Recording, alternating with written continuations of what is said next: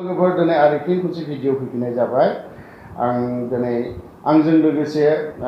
H अन्थाव दं बिथांजों आंजोंनो सम सम बे सानैसोआ फिसा फिसा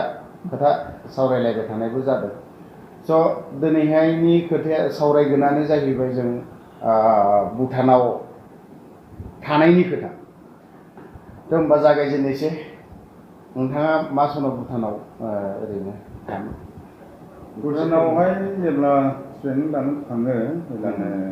थांजेननाय जादोंमोन 2000 लास्ट माने 2000 माबायाव अक्ट'बर। आच्छा ओरैनो थांनानै सेकेन्ड बेटेलियनाव बेसेसो गोबाव थाया ओरैनो माब्रै दुखु खस्थ' सैबोनांखो ट्रेनिंआथ' जोंना ट्रेनिंआवथ' ओरैनो ट्रेनिंआवथ' दुखु खस्थ' मोनखायो बे नंगौ ओरैनो ट्रेनिं बायखांनानै जेनेबा जोबखांनानै बा सेकेन्ड बेटेलियनाव माबायदि सोर सोरनि लिडआव थाबोखो ओरैनो माबोरै मोनबोखो मोजां नांखो गाज्रि मोनखो बिनि बारै एसे सिलाय हमग्रा रिभलिउसनारिनि जारिमिना मोजांबो ओमफ्राय गाज्रिबो नंगौ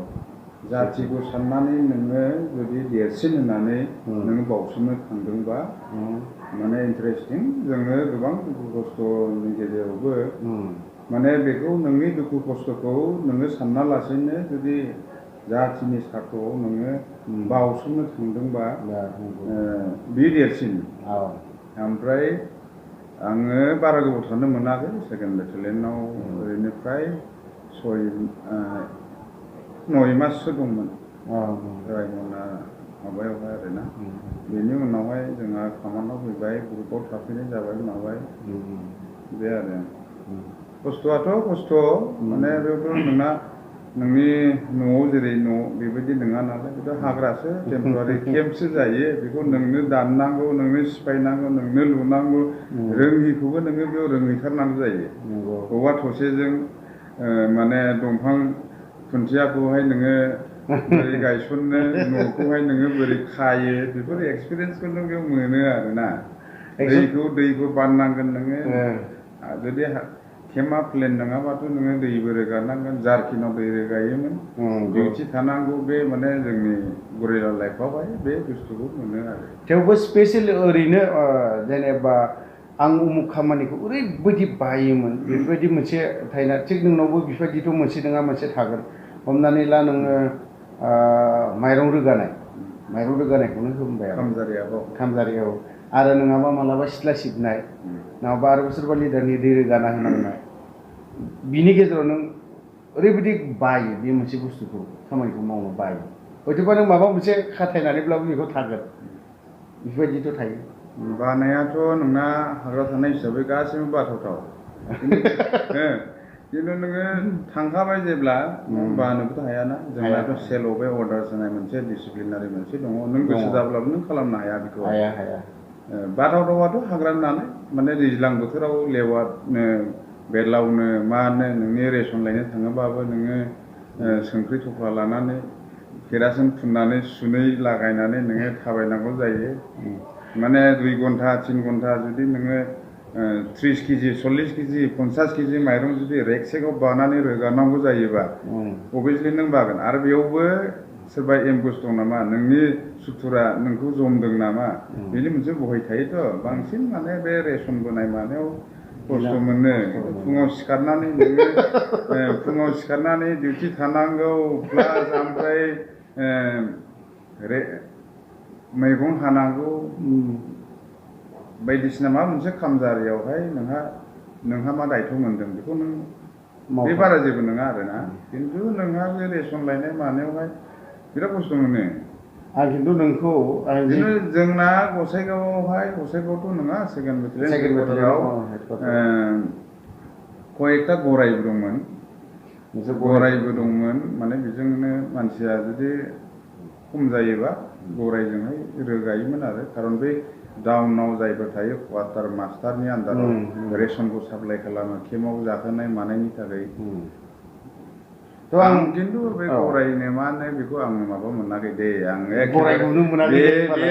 फाफ्लियाव बिखुङानो गराय जानो जोंना आं खिन्थु सल'गोफोर आं मोनसे खामानिखौ ओरैबायदि बायोमोन आङो आरो बे खामानिखौ जुदि बानायानो जाहैबाय बे जेब्ला केम्प गोदान लुगोन ना अब्लाना औवा दाननो होयोना ओरैबायदि बायो आं बे औवा दाननायखौ नांगौबा आङो सोरनिबा माबाखौनो न'खौनो फोसाबना होगोन बले आं औवा दाननाय होननाय मोनसेखौ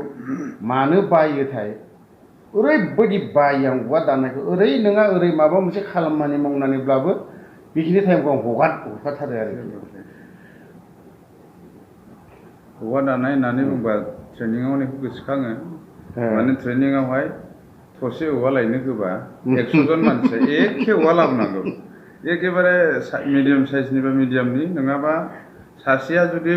फिसा लाबोबाय सोरबाया ओइ गिलिरद्राय एसेबां गोजाननिफ्राय बानलांनांगौ होननानै जुदि बुङोबा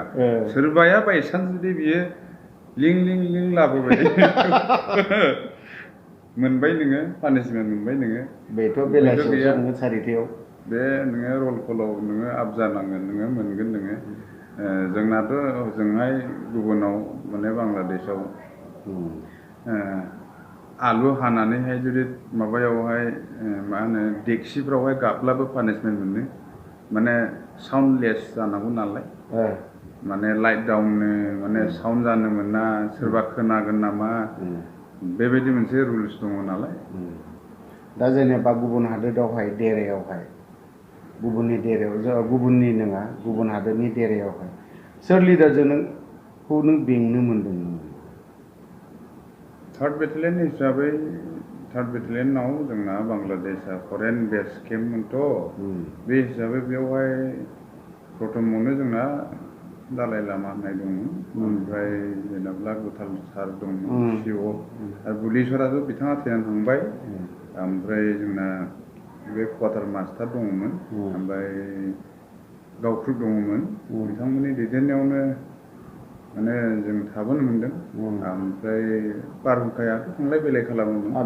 बेयो फरेन सेक्रेटारि हिसाबै दङमोन बे माने दा बिसोरनि लिडावथ' मथा मथि ओरैबायदि स्ट्रिक्टमोन नङा होमबा जोंथ' सासेयाव 2 लिटारमोन जारकिना 0.50 थाखा होनो बानानै 100 थाखा होनो